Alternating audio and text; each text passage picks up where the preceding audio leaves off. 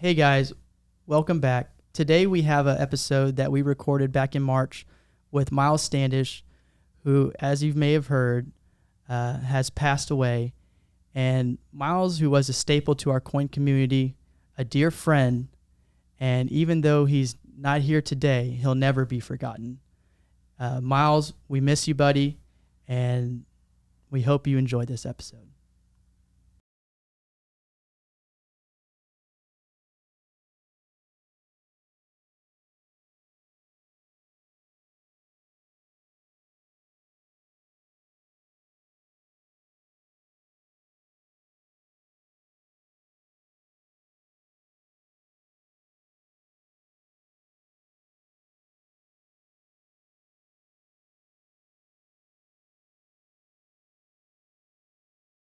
Hey guys, welcome back to another edition of the Coin Shop podcast alongside Matthew D and our great friend. It's not even fun to do a podcast without Miles. I mean, we love all of our guests, but man, when Miles is on, we have a good time. We end up talking more before the show than we do on the show, if you can believe it. So yes, we do. We do. So back in action, Mr. Standish in the house. I think it was a year ago that I was here. So first time we were talking about the year anniversary. Hey, Olivia, when is the 1 year anniversary? It'll be in June. So in June. So we'll have a party. It'll be our. I mean, between the two of you, you got like 9 kids. Don't you guys go to like a birthday party every Saturday all year long? If Seems that way. It does. Well, so you got party hats somewhere for this 1 year anniversary stocked up from all these 3-year-old birthday parties you guys go to. And you got some great cake, right? Definitely got some. It's always the best cake at kids' birthday parties. Yep. Yeah, I can speak for all the moms in our family, and they always go all out on the cakes. But I think even this year is funny. This year, I have 3 children. Joshua, who will turn 13 on May 1st. 13. And then Adeline turns 4 on the 29th of May. And my son Lucas is 7 on June 10th. So we're actually going to have one birthday party, and mine's in May 4th. So we're going to have one collective party to save your weekend and everyone else's weekend. Save balloons, save cake. Yeah, I mean, we'll have different cakes, and we'll have different themes in the same spot in the same area. But that way, it's not Joshua's. We might do solo since it's 13. It's like a milestone birthday. So I'll probably take him to do something fun. But the other kids, they don't give a crap. They just want to have a cake, open up some presents, run around and shoot each other with water guns. And being in Texas, do you guys have the pony ride or something like that for the birthday party? Sometimes. Anybody have a pony ride? Yeah, so there's places that Ford had one. Ford did have one. That was actually a pretty good birthday party. First Nice. party. I Yeah, figured it was, in yeah. Texas it'd be a logical place for Year and kids a to half have ago. birthday parties with pony rides. They've got little like mobile petting zoos, and we have that in my neighborhood. You'll see petting zoos set up. Anyway, glad to be here. No, we're glad you're here. I think last time I saw you, we were at Blue Jack. Yep. We were. Yeah, we were checking out the golf course at Blue Jack and the accommodations and Rocking a little dominoes and exactly. We were playing That's right. You broke into the domino game. Into the dominoes. Yeah. You want to tell our listeners who you're playing dominoes with? Well, it was my wife and I. We'd been invited to Blue Jack National Golf Course, which is a Tiger Woods course. I've been told. Yeah. You can tell I'm a real avid golfer. Do we know anybody that lives out there? Or? Yeah, I don't know if we reveal that or not. Okay. So I didn't go into it that way. Yeah. I didn't know. But you came to the casita that we were staying at by the clubhouse, which was gorgeous, 2-bedroom. Yeah, great casita, by the way. Look right out of like Shout out to Blue Jack. Yep. Blue Jack looked like a Ralph Lauren dressed out accommodations. Yeah, it did. And you walked in and I'm playing dominoes with Rudy Tomjanovich, 2-time world champion back-to-back Houston Rockets. Yeah.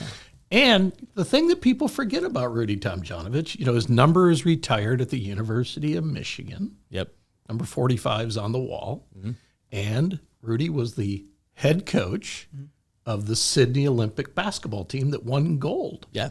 And, as not an avid basketball fan since Jordan retired, I actually think that's even more significant than this back-to-back championship stuff they did down here in Houston. Yeah, you get on the world stage, winning the Olympic gold. medal. Yeah. You know what I thought was interesting in our dinner conversation is that, and I had known this just because I was a huge Rudy T fan. I mean, when the Rockets won that championship, I was probably 14 or 15 years old. Like, those are some really good memories of, I was in Florida at the time. I wasn't in Houston. I was growing up watching it on TBS and TNT, watching the playoffs and whatnot. And then I would come to Houston in the summertime to visit my dad and my family and whatnot.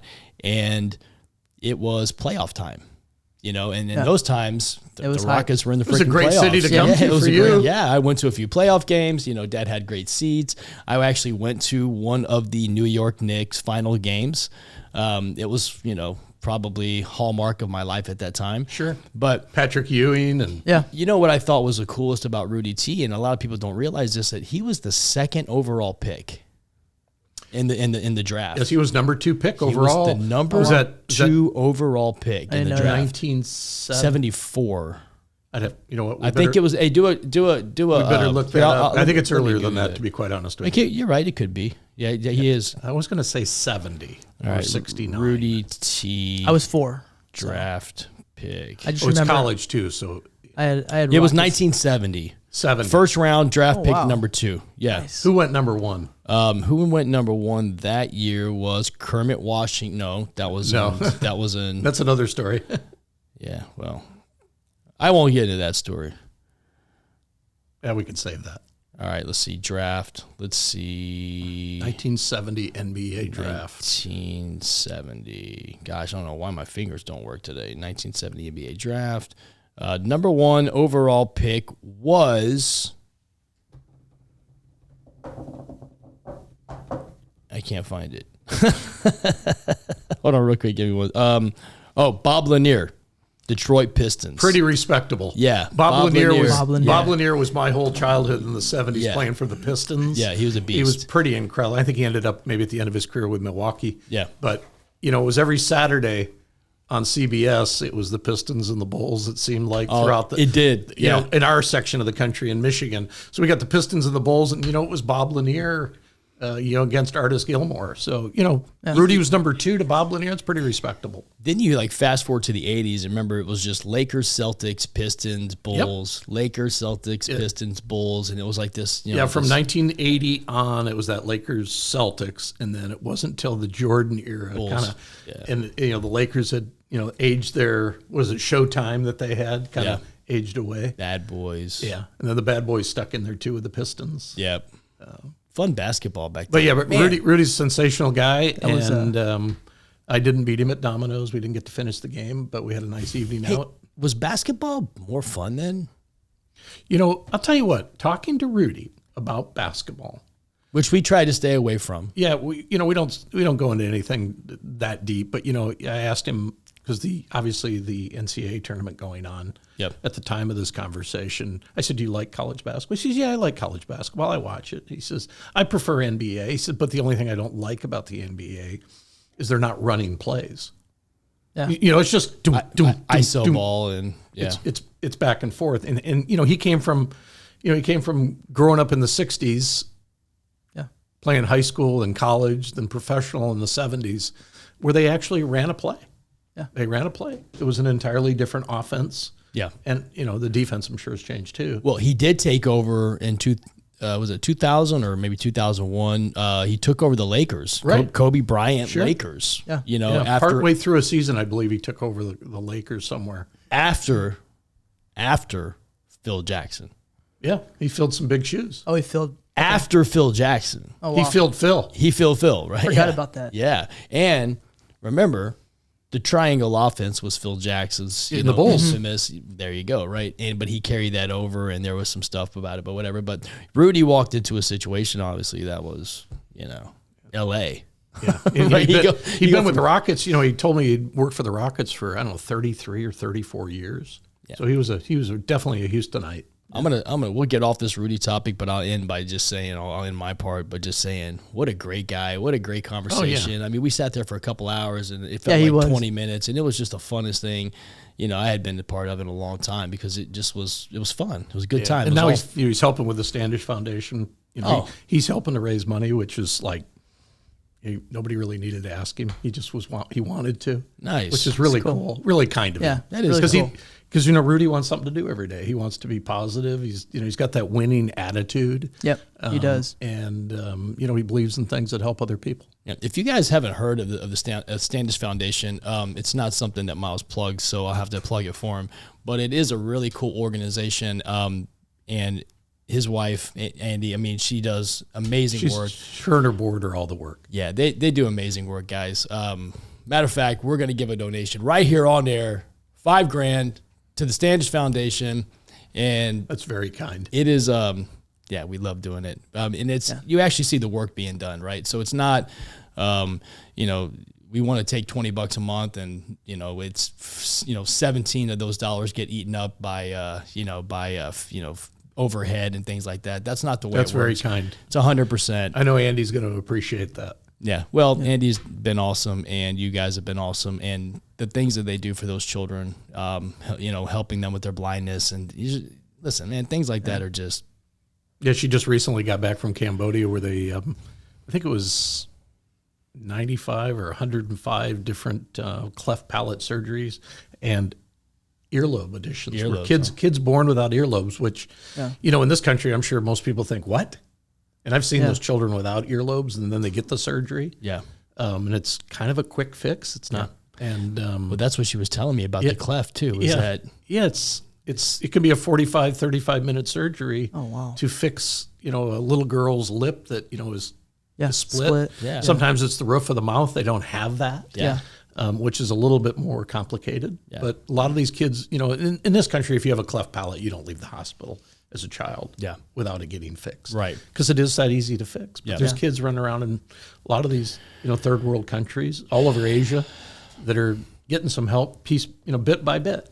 It's not life-saving, but it's what helps a lot lot of people live throughout their life. Should be somewhat of a right. That's right. Exactly. The three of us, none of us had a cleft palate. It's like, we wouldn't have known any differently. No. And I didn't know any differently until she got involved in this. And these kids don't either. And it's unfortunate that, just because where you're born, and we're going off topic here, and I'm sorry. This is the Coin Shop podcast, but we're getting real right here. But it is, they do have a right to come out of there and, to be as normal or as everyone else. That's just, especially when it's so easy. It's it's not like an amputee that you have to really do a lot of major things. This is something that's like I said, 25, 30, 40 minute surgery and it's fixed. Well, we appreciate the work and we've been behind this since Thank we've you heard very about much. it. She'll be very delighted and excited to hear that. Off very topic. kind of US Coins and the Coin Shop podcast. Sure. We were talking a little bit about this kind of new, I wouldn't call them modern coins, because they are world mint coins that are legal tender. Yeah. What category are we putting this stuff in? I call it the artistic's new renaissance. Okay. The world has been typically closed down in the art department by U.S. and world mints, typically to do kind of old standard, kind of this is what we do, and there's no variation. Yeah. And, like with the U.S. Mint, there's limited things they can do because they have to literally go to Congress to get approved. Sure.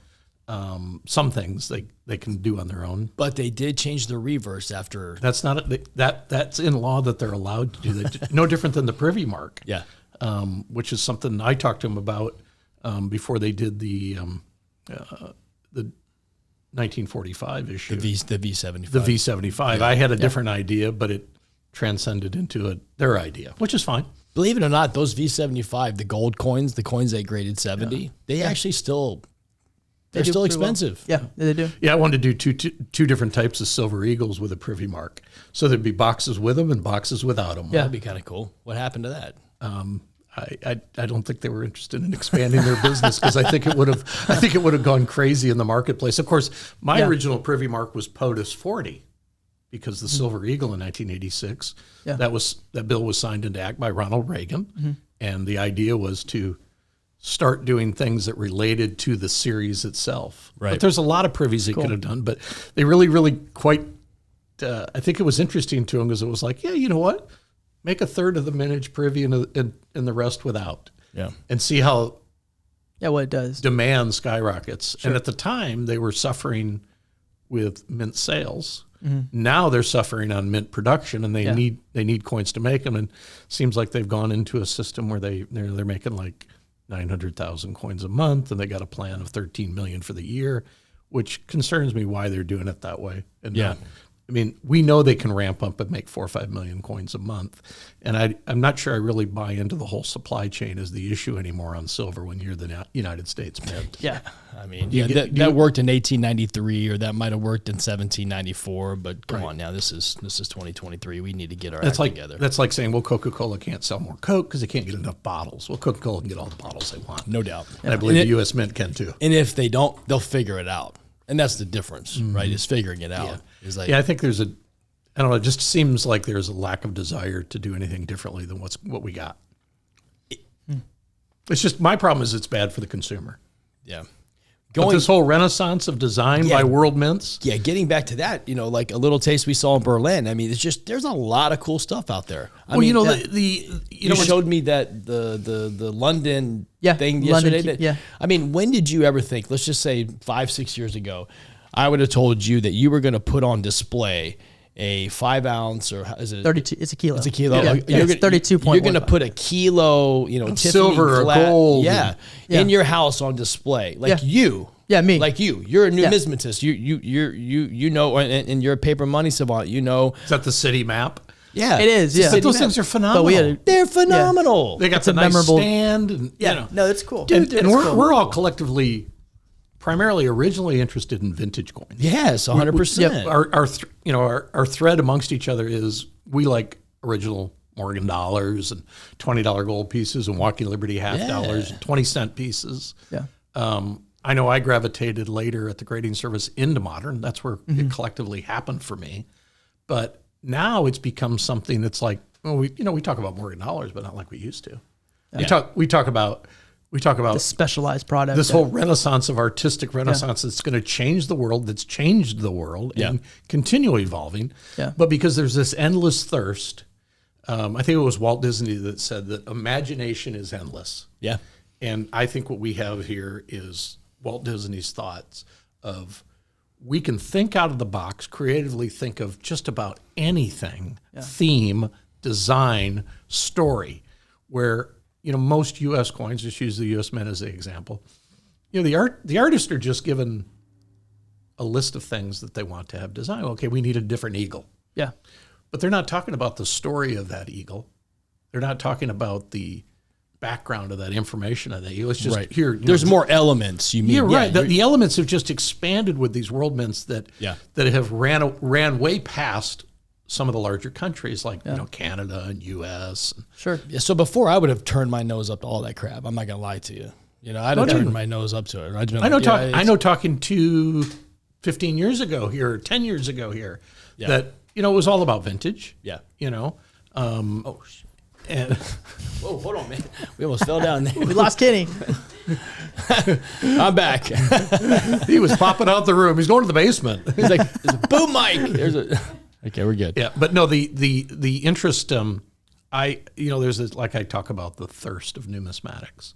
Yeah. The thirst for modern issue coins with a great story, a great imagery, and new technologies.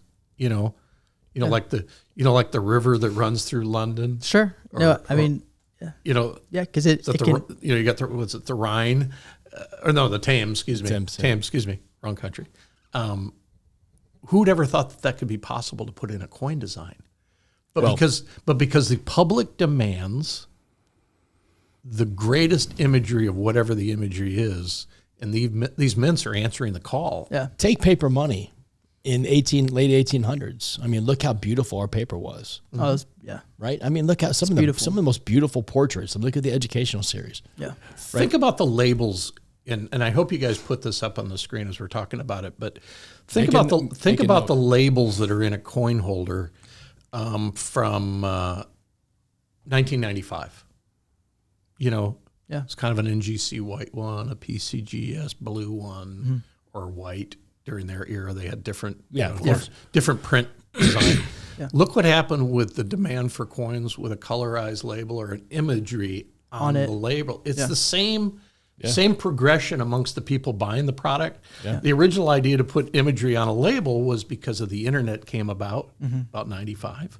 So in 98, the labels started to change because coins were offered on both television and internet, and it's a packaging world, no doubt. It's no different than no different than the Coin Shop podcast neon light behind you. Yeah. It's kind of like, well, that says it all, right? It's a staple. That's packaging right there. Yeah. And you change the core colors. The holders changed. Now the coins are catching up. The world mints are catching up, and it's endless, completely endless of what can be put in a coin design now that represents something that people are going to love. Yeah, or something that's going to remind them of a time they got to spend. Thoughts. But that's it. Those are good thoughts. And it's a good thought, yeah. And the whole idea about this whole thing was, I'm starting to kind of come around a little bit on that stuff, because it is, when people come in the store and listen, my opinion is my opinion, right? But we also have a duty to our customers to give them what they want. Sure.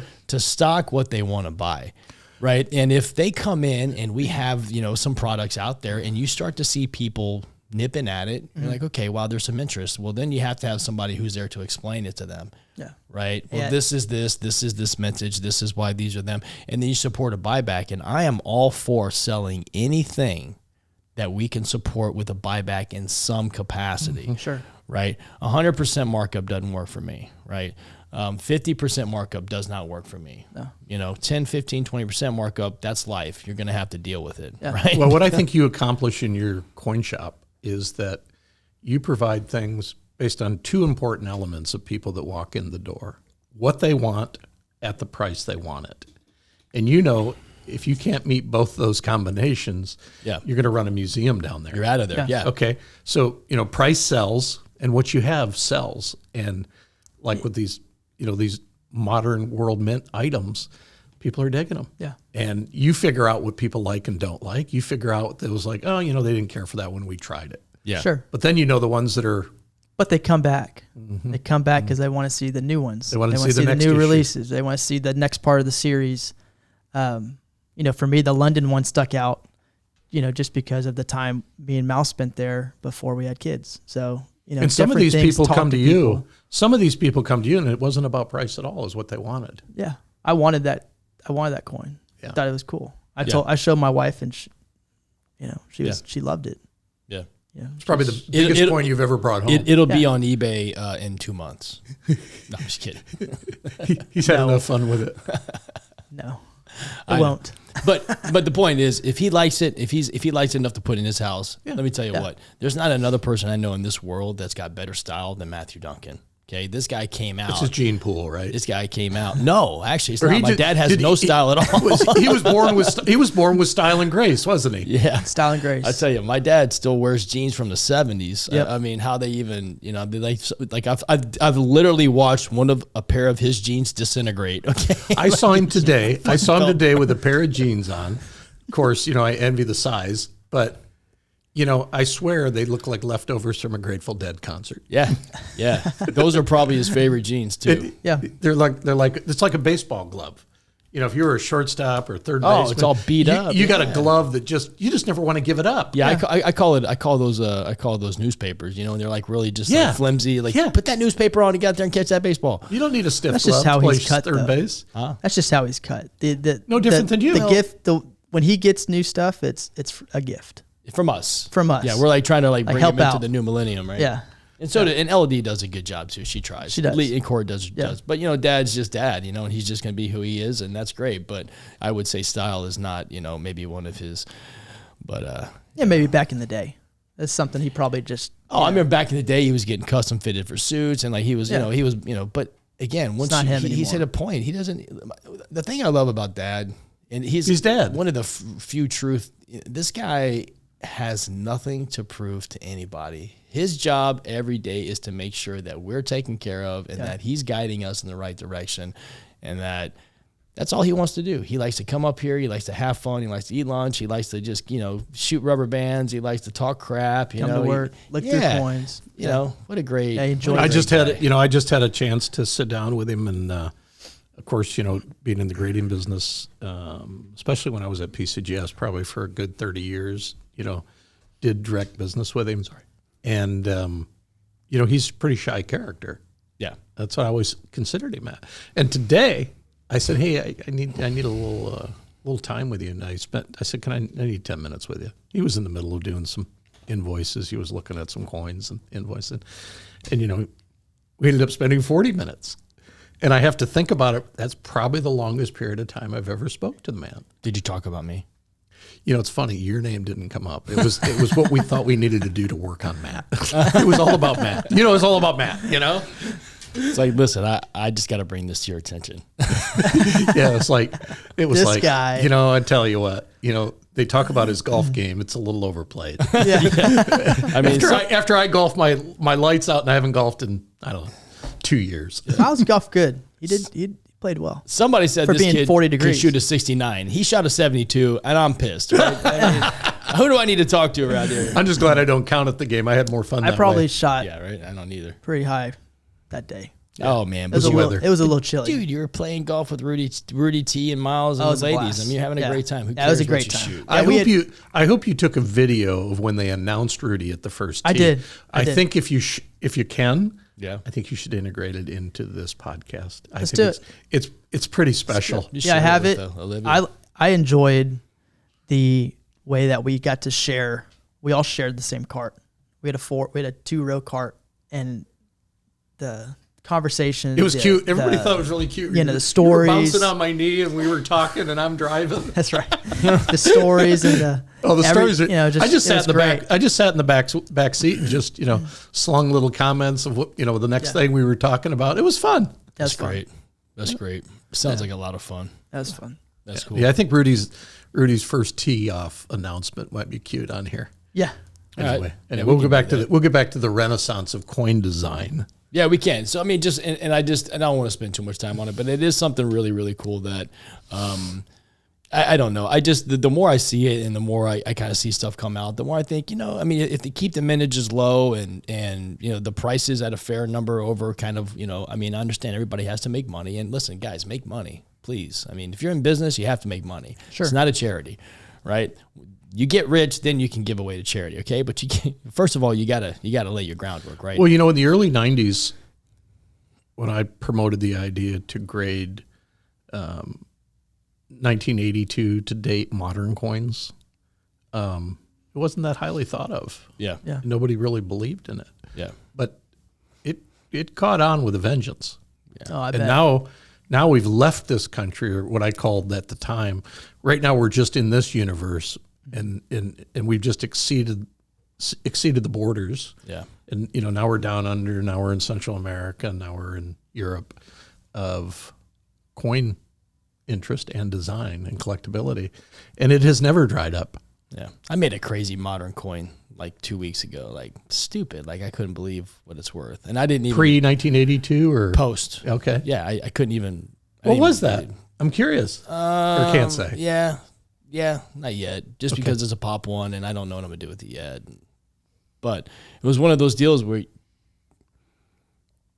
I don't know. I was even actually kind of shocked myself. But anyway, I was. But you submitted the coin, so you thought you had hope. Oh, there was hope. Yeah. I mean, I didn't do it blindly, but I mean, I just, once it happens, you're like, wow. That's the grading. That's the grader's job, to do it blindly. I know. I've heard the comments over the years. All right. Well, listen. Do you keep it, or you wait for someone to grade another 5 of them, population to go up, or do you? Absolutely not. No, Yeah. you want to be the first one to sell it. First to right. market. First talking first to market. Yeah, you definitely don't want to be the sixth. Right. Back to the grade, on some grading stuff real quick. So every time we have you on, I mean, you are an OG in the grading room. Both services, actually 3 major services, 3 of the major services. Yeah. Give us I don't know if you heard the young numismatist that came on, Isaiah. I know week. Isaiah. Yeah, you know Isaiah? Yeah, he's a great guy. And you He's and a I. Michigan guy, too. He lives Yeah, up in Grand Rapids, Michigan. Yeah, you and I are going to be doing the summer seminar, right? That's right. There's going to be some stuff coming up. We've got to get, matter of fact, actually, you know what? We're going to take this on. I want to sponsor 5 people. We do collectively. U.S. Coins wants to. We want 5 young numismatists who want to go with a chaperone to the summer seminar. So, if you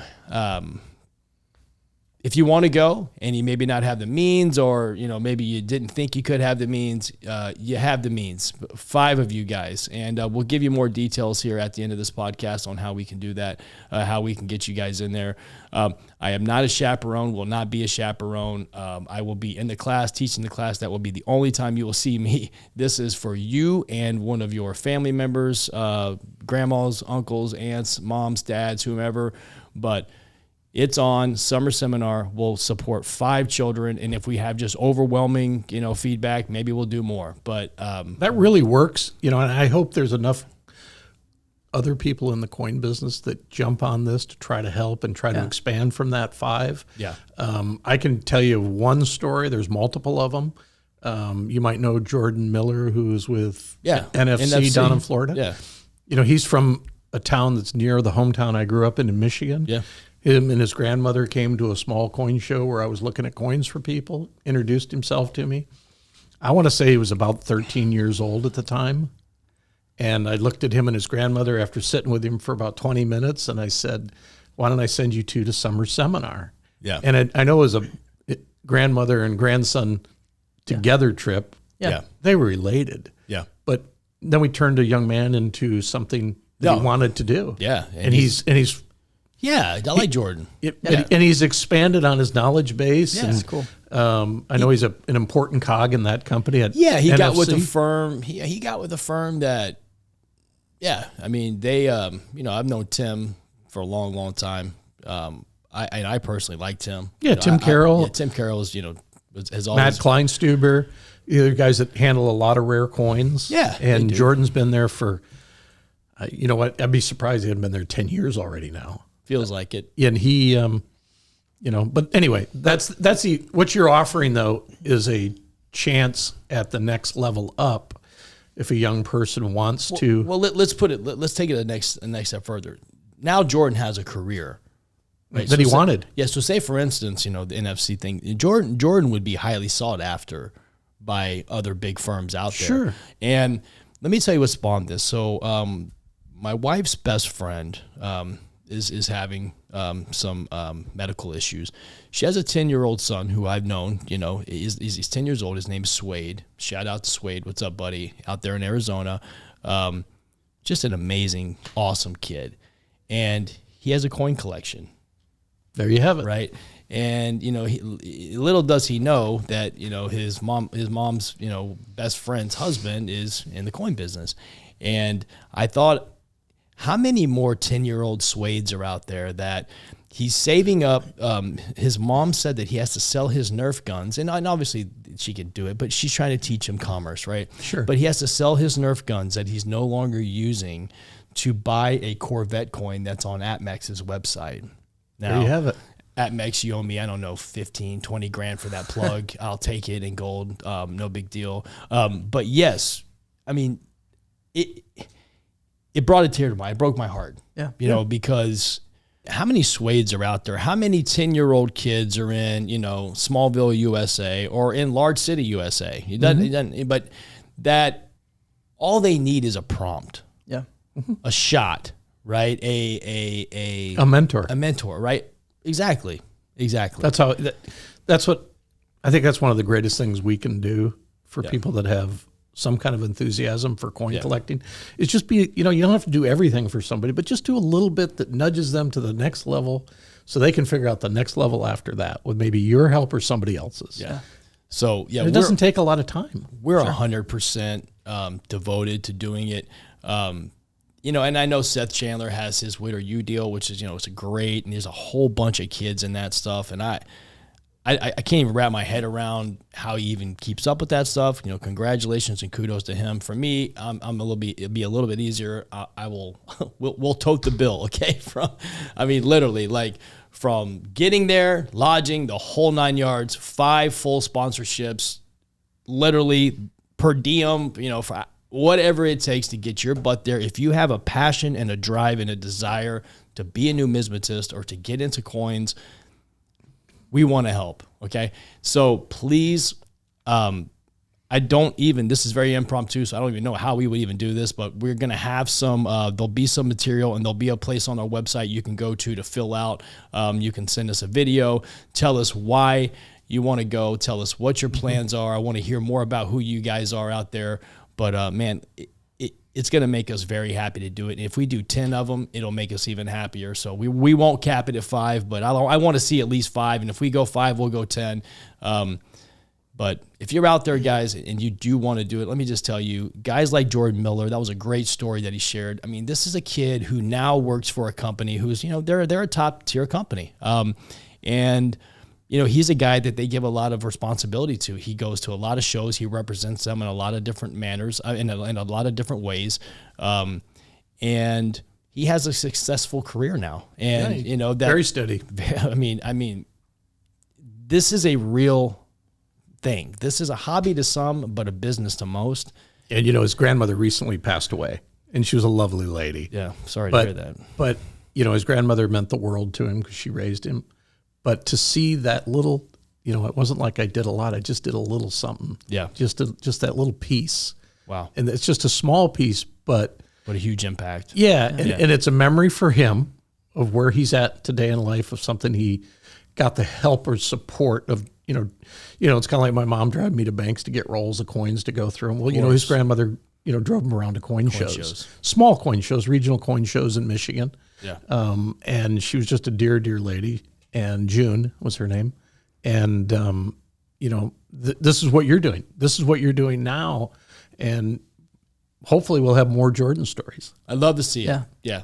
I'd love to see it. You know, I would absolutely love to see it. How cool. I'd also love to see a person that has probably 5 to 10 years of eBay experience and that wants to move and relocate to Houston, Texas to join the U.S. Coins family. Because we are actively looking. I haven't made it public yet. You tell them again. We need you. We need you. We need somebody hungry. Yeah. I want somebody so hungry they're starving, okay? Yeah. But we do provide lunch every day. Yes, we do. But hungry in a different sense. We want to make sure that we can get somebody down here who's ready to rumble and take over a couple pieces of our business and help us get to the next level. We will obviously speak more about that in future posts here in the next couple of days. But while we have Miles here, I got to get him up against the ropes, okay? I got to get him up against the ropes on some grading stuff, okay? I know everybody always wants to hear from Miles. Let's talk about grading, grading. So, like, you know, Miles has, like, this, like, you know, this huge, like, veritable cornucopia of grading knowledge. That sounds like a big bowl of popcorn to me, a cornucopia. So tell our audience, all right. The funniest moment in the grading room of all time? Do it. Oh, boy. This is, you know, I hope that there's a good sense of humor watching. I hope so. But one of the funniest. Please walk the line. PG-13. Because I love humor, because I think humor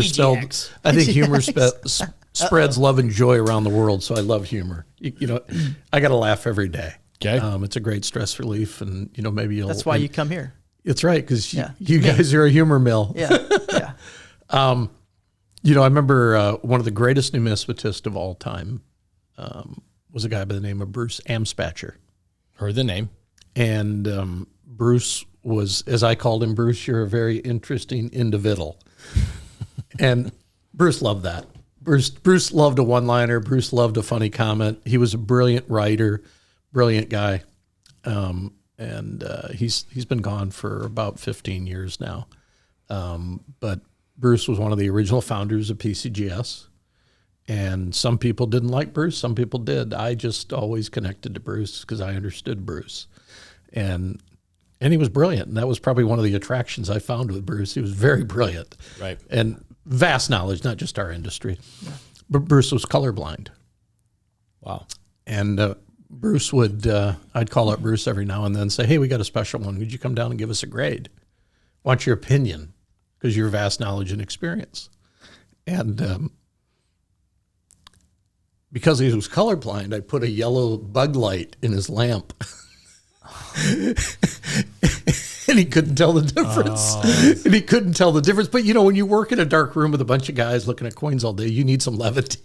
Yeah. Nice. And it was one of those, the comments coming out of Bruce. And, he says, the services are really unusual and really different. He left a grade. But I still remember the roar in the grading room of, 12 guys, 10 guys at the time. At the time we had PSA in the coin grading room. Believe it or not, PSA shared the room with two or three graders grading baseball cards. So it added to the population in the room. They probably got, 400 graders today. Yeah. But it was at early 90s. But we put a yellow bug light in Bruce's lamp to look at the coin. That's just one of the funny stories. I mean, that's really cool. The stories of the stuff that used to get graded that's been graded, that's some of the great history that I get to share that with young people today because they're not seeing it like they once did. Yeah. Until those coins. I mean, I know there are particular coins that I saw in the 80s that I'm just waiting for some of them to show up again, and it's amazing how few of them do. They keep in strong hands and they don't get out. Right. But, the amounts of coins that we used to get that you just don't, you get one-offs now in the grading services. I bet. That's some of probably the most favored stories of what we used to grade, the $1804, the 13 nickels, to have those are cool. Pass your hands, the finest 93S Morgan, to the great collections of, the Harry Bass collection. I mean, I got to grab and touch every one of them before they were in a holder. Yeah. The Ship of Gold 20s that were graded in 1998, 99. It's fun. I mean, to the Nomato 08s that, we had Wells Fargo, 5,000 coins. Yeah. I mean, that's why people, they see that label, but they don't know the rest of the story about it. Yeah. I mean, I know between myself and another grader, we went through them all twice together, and cool. You just don't forget that. I can remember. And you grade, so I can remember going through those 20s and, like I said, there's 5,000 of them. So it took, obviously several days, but at the end of the day, after touching them all, my index finger and thumb were black. Yeah. From where they'd been sitting. Yeah. I mean, they've never been curated. They're just natural from 1908. And you get dust and residue. Yeah, the residue. And I still remember to the day the stains sticky on my hands that were black from the residue from those gold coins. And you got to see them twice. Yeah, because you really want to make sure the line was right when you're dealing with 5,000 coins. Yeah. And you want to fit them into the right spot. I mean, I found all the, what was it? I found a 12 originally. I think we narrowed it down to 10 69s. Oh wow! And that was pretty, That's 20 cent and 69. Crazy. Yeah. And then there was How one cool that was is that? tagged the best. Oh wow! The best one. Oh wow! But those are the kind of, for me, that's the. I want that coin. I want that Whoever coin. has it. Yeah. Yeah, I think that coin. I think You there put was that a one time. on the shelf too. Yeah, right. I'll put it on the shelf. I'll put that in the. Yeah, you put that with your city view of not at home. Okay. Of Paris, right? I think that Crazy. coin sold for like $250,000. But that was the responsibility I was given during my career. Yeah. And I remember, like I said, I picked out a few more, and then two other guys pared it down, and I think it ended up with 10. And then the rest, you had 8, 7, 6, 5s. What about strategy? Okay, so now that you've been in rooms, okay, younger guys, business owners are watching this. It's funny because I had a local guy call me the other day. He was like, oh, man, I sent all these coins to PCJS. Those idiots called all these coins cleaned. So I went over on Saturday, and I looked at him. I was like, these coins are all shit. They're cleaned. Oh, yeah. It's like, what did you... Well, you look at him and say, hey, the idiot's got it right again. I was like, what'd you expect? Yeah. And it was funny. That's why he called you, because he knew you weren't going to hold back. Yeah, well, But I'm sure walking in there with your experience, both your experiences is vast and wide of submitting to the grading services. I don't know how many coins the guy had, but I'm sure you were pretty confident that if they sent a bunch of coins back cleaned, you knew before you got there that Yeah. You already knew. Yeah, you spoke about this in the first But podcast. Yeah, and I'm trying to loop back into it. So, okay. So, and I told him as a tidbit, I said, listen, you're a competitor, but I'm still just as a friend going to tell you. I said, but don't send nice coins with shit coins, because if you send shit coins with nice coins, I'm sorry, I'm using horrible language. I'm trying to get 10-year-olds to go to the summer seminar, and I'm cussing like a sailor. I'm sorry. But you send crap coins in with good coins, you're probably going to get a net crap result. Like if you send nice coins in with nice coins, then, just common sense would be that, the graders will look at them and say, oh, these are nice coins, let me grade them. Right. But if you throw curveballs in those nice coins, it's kind of hard to go back and forth. So my question to you was, as a strategy, coming from who I think is, and this was before, our relationship and business relationship grew. This is when I, met you in 2005 at, an Atlanta show for the very first time.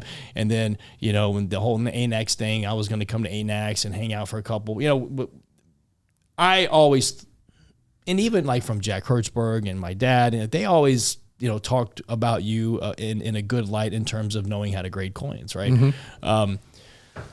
What's a strategy that you would give coin shops who might not be an A or B grader, an A class or B class grader, but like in a common sense way to submit, help them, help our customer base.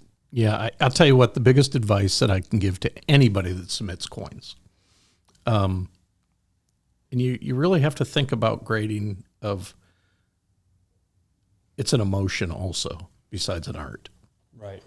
A coin with great eye peel, makes the human get excited about it and positive about it. Right. Yeah. But I had this question the other day, and I told somebody this. You got 10 coins, you got 20 coins, you got 30 coins. The number one rule is to never put great coins with problem coins. Separate them. Yeah. You're going to get a lower average grade when you mix them together because you've hit me with something negative. Yeah. Now I'm like, okay, I see this great Walking Liberty $50. Let's say I call it 66 plus, and then I get this 1904-20, and it's like, that's a nice coin. Oh, let me look at this little clip. Filed rim. Okay, filed rim, no grade. Okay. Yeah. Details. Now you're going into the next coin. Yeah, that's like, what's next? It's like, okay, I've got, I got a Morgan dollar. It's a little cloudy. It's like altered color. Yeah, did somebody add a little putty to this bag mark area? Smoke. Yeah, it's just, I have to tell you, it's like, play all the games you want, but you're not going to get rewarded. Okay. You got to submit less coins if you have to. Yeah. Or put the problem coins all in a problem box and submit them that way. Separate it. Okay. Yeah. Because there's enough people that go over them, they're going to catch them. Yeah. You're going to get slammed for it. Yeah. So great coins get great coins get great grades. And somebody told me, he says, yeah, you told me once I'll get better grades if I send better coins. Yeah. You know what? Still holds true. Still holds true. I was like shocked. Like, what did I tell this guy a long time ago? Yeah. Yeah. You Actually, thought he throw like a curveball at you or something. and there was another guy complaining to another guy about grading. And he said, well, I'll tell you what Miles told me. Miles said, if I send better coins, I'll get better grades. I go, yeah. I'll still back that statement. Yeah, and I'd forgotten about it. Okay. I'm not going to beat you up too much, but here comes the left hook. Okay. So now we've got that out of the way. When you do have your great coins separated, let's say these coins are all silver dollars over $2,000, some that have good jumps from 64 to 65, obviously, coins that are gem are worth, $2,000 or $3,000. Do you send all the silver dollars in together? Do you break them up into other packages with other nice coins?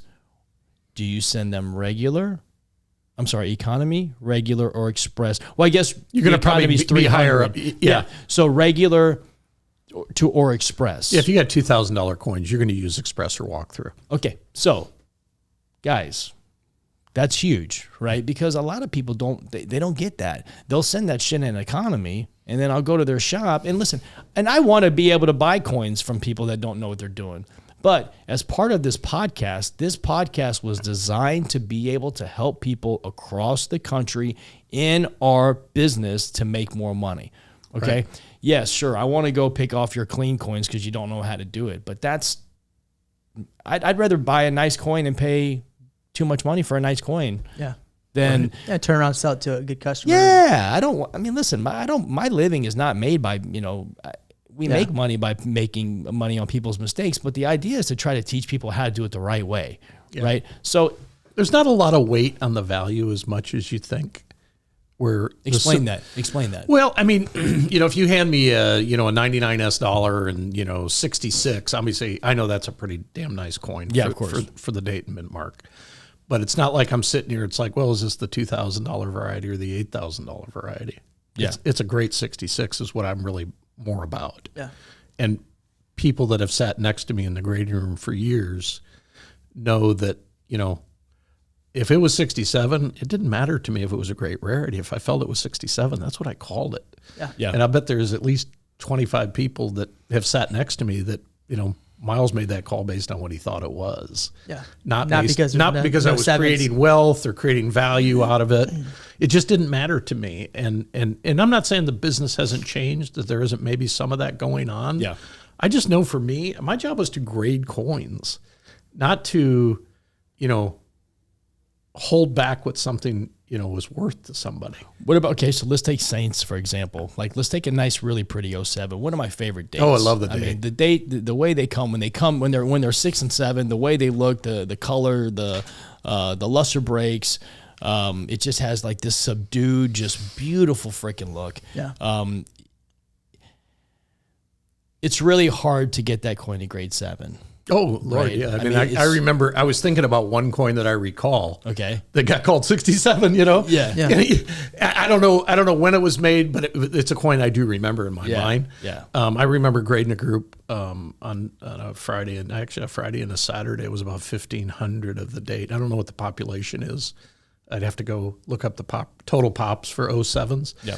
But 1,500 was honestly the biggest group of 07s I ever looked at. Wow. But I remember at least, and I don't know what was it labeled a horde? Was it like the Rough Rider horde or something? No, I was told this group came out of South America, out of a central bank. Okay. Oh, well. That's all I know. That's all I know. Okay. And which is fine, but I don't think it got any title if I recall, but that's one of my favorite dates, a pet date of mine for 20s. I like it much better than the 08s. Nice. Yeah, we placed a really nice one with one of my customers. Well, that was one of the ones I was showing. That was the one you were telling about, right? Yeah, okay. That's what I thought. And then we got a 6+ sticker. 6+, yeah. That coin. Sticker, yeah. Oh, it's beautiful. Yeah, there's something different about the luster of 07s. I just looked at that. It's just got that, it's got the Coin Shop podcast gold color. Yeah. That isn't like the tangerine orange of an 08 or a 28 or a 23D. Yeah. You see how my mind works? I'm a visual guy. No, you and me both. I'm a big visual guy. Yeah. But it was more the pod shop, the way the shop is spelled in Coin Shop podcast. Well, that is the color of the gold. And you get the blues and greens out of the 07s too. Yeah, they got that oil on water color. Right off the, right on the, like a walker will get. Oh, it's so with beautiful. That peripheral tone. Oh, they're beautiful. And if you notice, like all the 8s and 8+s and those walkers, 41s, 44Ps, 45Ps, they all have that same look, right? I don't know where, when, what, and how, but it is one of the fabulous colors of all tone coins on a Walking Liberty. I love it. I call it oil on water. I love them to death.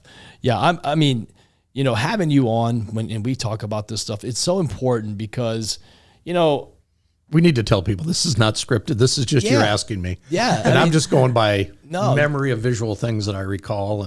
But that's how grading is. It is. It's like I remember, like I know a coin, and you can attest to this. I mean, there'll be a coin that I haven't seen or I put in a grading box 3 years and I'll pull it out, in order to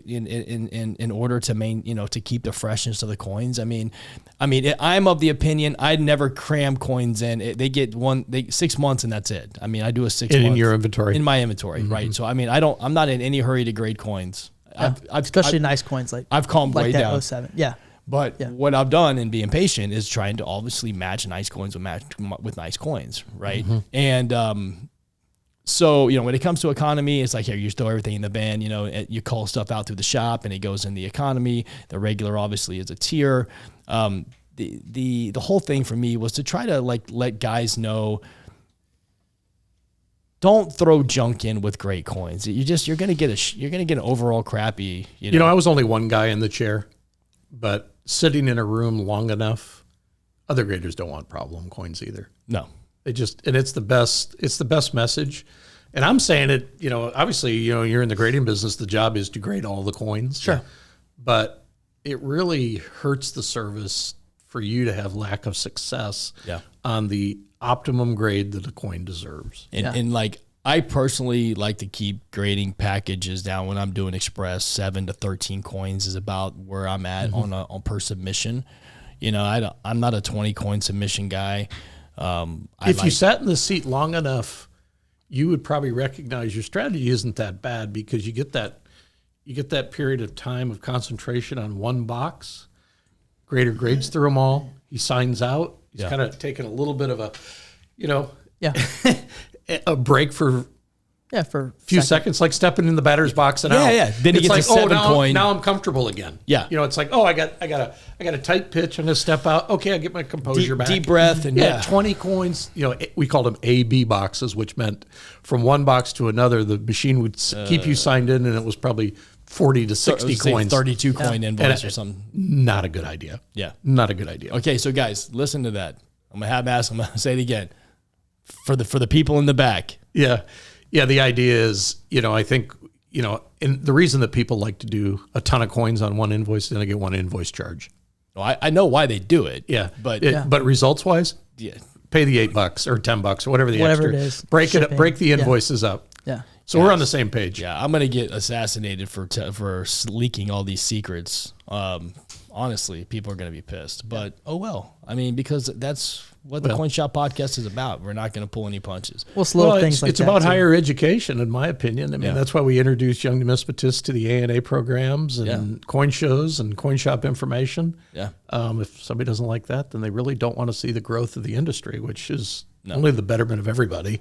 Yeah. And you're not giving out, you're giving out crumbs, and crumbs are some of the greatest things that you can help other people learn something. Well, it helps people connect the dots. If you're smart enough, you're going to connect the dots, and if you can connect the dots, you're going to do fine in anything you endeavor. But you got to learn how to connect the dots. Yeah, and you've seen that with every young person you've mentored. Yeah, you don't give them all the information. No, you give them a little bit, and it's like, okay, let them run, and you see what they do with it. They come back, they got a little bit. You give them a little bit, and they run, and they get smart fast.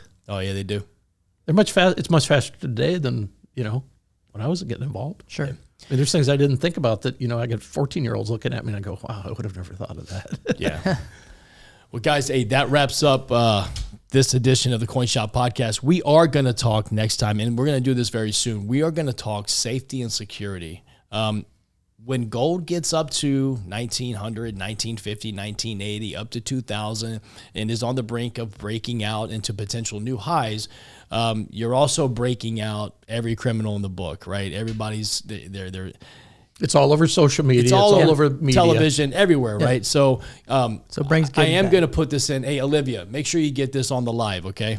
But this is very important because this is something I wanted to talk about, but then Miles showed up for yesterday, and we just decided, hey, let's get Miles in here. It's always awesome to have him. But we want to be very security oriented, especially to our customers and customer bases around the country. When you are going to transact or conduct business in a coin shop to buy gold or silver, do not go to a bank, pull out cash, and then come to the coin shop. Send a wire, use your debit card. Check. Come back and pick it up. Don't worry about it. Please, please, please. It is not worth it. The government's not watching you. If you take $10,000 out of the bank, the paperwork's already done. So don't worry about it. Just send us a wire, send a bank to whomever you're doing business with, because you're opening yourself up to a lot of danger We've seen it twice in the city in the last 2 weeks where people's cars are being broken into, getting followed from the bank. So please, please, please be vigilant, okay? Be vigilant. Use our online portal at uscoinsandjewelry.com. If we are out of product, call me personally. I will make sure you get your product. We do not want you taking unnecessary risk to feel like you might be saving yourself from some paperwork or from some database that just doesn't exist, okay? So please be careful out there. Buy gold and silver from a reputable company. Watch your back. Do not go to the bank. Do not leave items in your car. If you're coming to U.S. Coins and Jewelry, you know we've got 3 uniformed police officers here at all times. They will come out to your car, follow you in, follow you home. We can deliver it to the bank. We will do anything we have to do for your safety, without a doubt, without question. So please, please, please heed this warning. Take care of yourself, take care of your assets, and overall take care of your safety, okay? So I'm going to wrap with that. Fabulous. Thank you guys for joining into the Coin Shop podcast. We will talk more about safety next time. Have a great weekend. Take care.